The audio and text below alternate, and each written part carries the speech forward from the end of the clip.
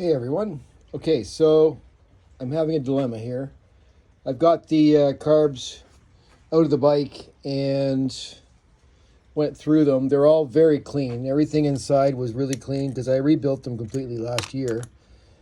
But I'm putting this back together and I went to set the float heights and I've come across something that's really strange. So these are 40 millimeter carbs. And it was my understanding that the European and Canadian bikes got 40 millimeter carbs. Everybody else got 36. But I'm in the Suzuki manual here, and it says E38, which is Canada, is a BST 36.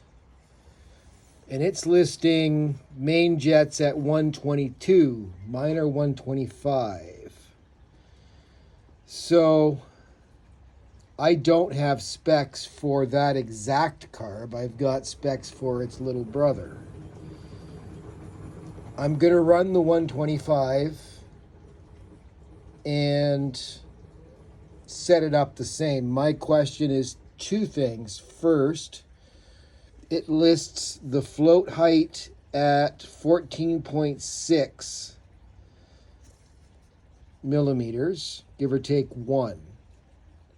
I'm assuming that the 40 float bowl is the same and uses the same floats, so it should be the same size. I don't know if that's a good assumption or not.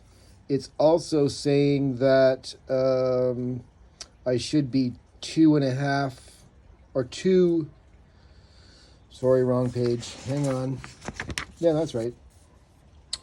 Preset for the pilot screws is 2 turns out. I ran 2 turns last year and it ran very rich. It ran rich everywhere, actually. I've got my needles. Needles were 1 step up from this. I was getting about 80 miles to a tank. So I was running very rich. I've raised the needle 1 notch, and I've got my pilot screw 1 3/4 out. It's the only changes that I've made. But does anybody see any problems with that? Because it's supposed to be 36, and I've got 40s, so I'm just kind of adapting here.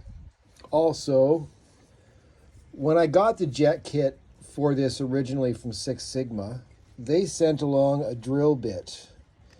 The idea behind these 2 holes, this is the slide. It's vacuum operated, so vacuum created in the Venturi is drawn through these 2 holes, and that's what sucks the slide up and opens it. Six Sigma recommended, and they sent their correct drill bit for it, that you drill out the smaller hole to make it larger.